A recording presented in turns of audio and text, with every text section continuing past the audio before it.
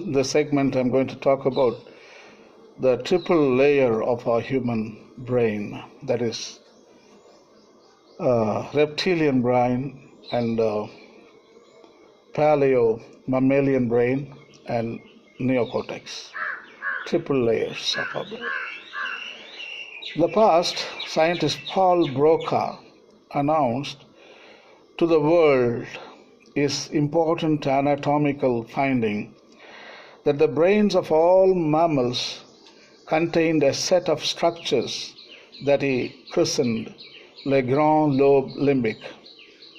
These limbic structures were absent from the brains of reptiles. In fact, 200 years before Broca, the same structures had been noted and christened the cerebri limbus by the pioneer neuroanatomist Thomas Willis, but his discovery was all but forgotten for 2 centuries.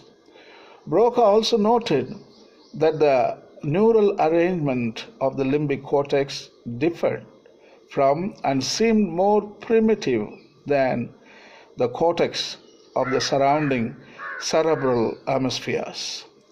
However, it was to take another 70 years before behavioral scientists, especially Paul MacLean, a physician and pioneer neuroscientist at the National Institute of Mental Health, started to suspect that positive emotion and approach behaviors depended not just upon the hypothalamic instincts that we equate with the Freudian id, but also upon the limbic system.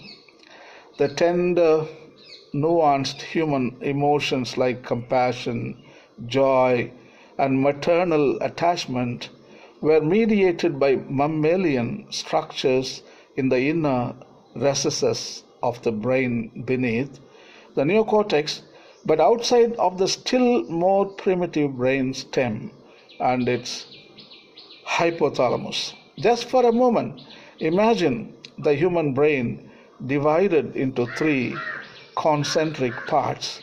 At the center are the midbrain and the hypothalamus.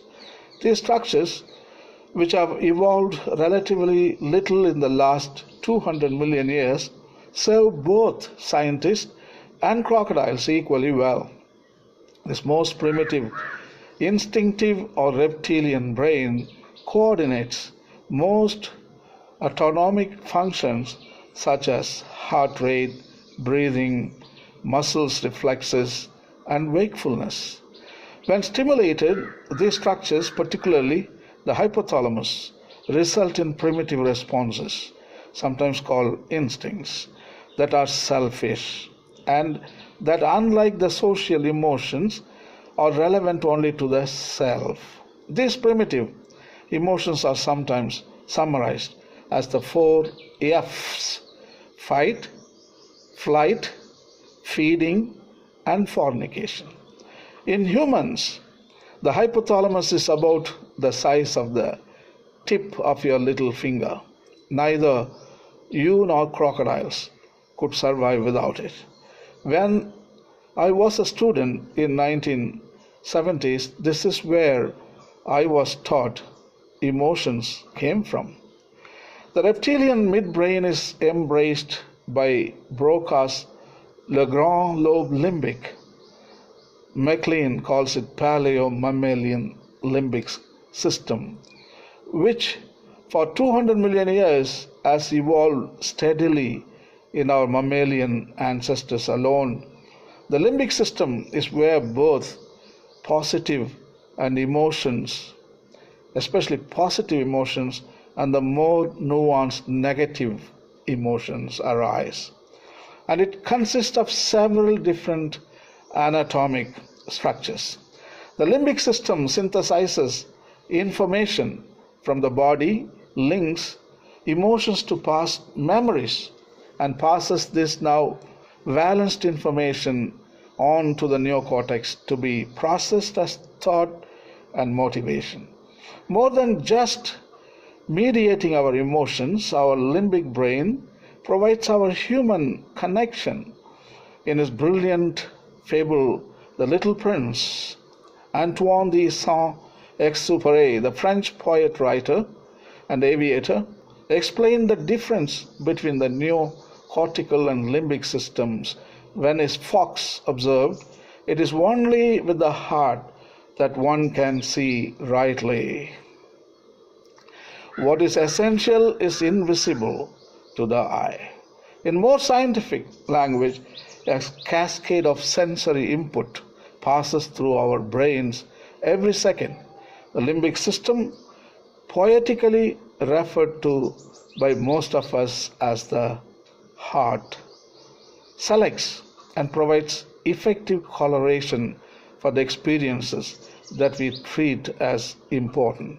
The limbic system helps humans to appreciate the difference between people and inanimate objects.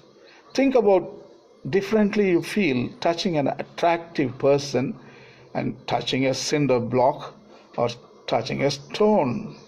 Destroy the limbic system and we destroy our ability to desire selectively.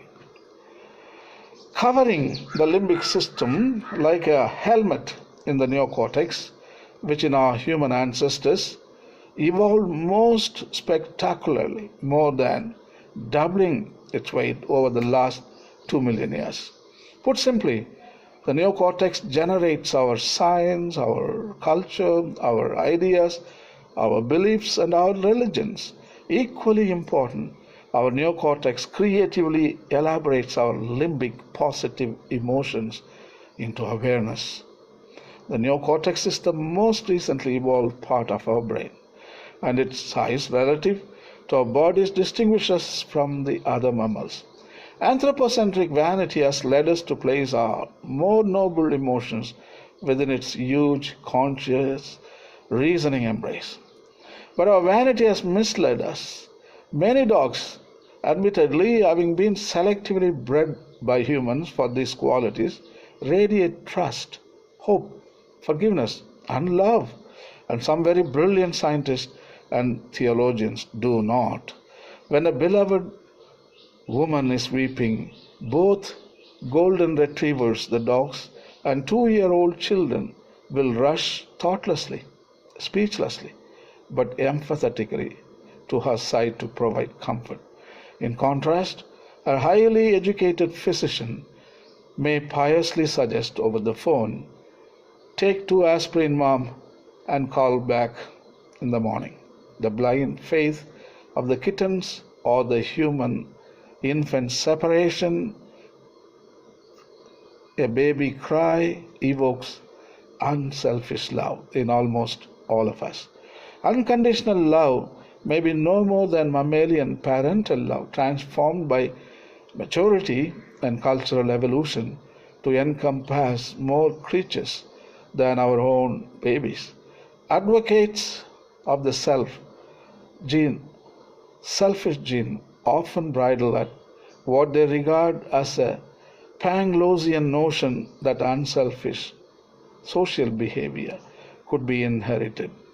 Recent work with baboons, however, shows that females with the widest social networks have the most surviving offspring. In other words, altruistic communal behavior is favored by natural selection. Thank you.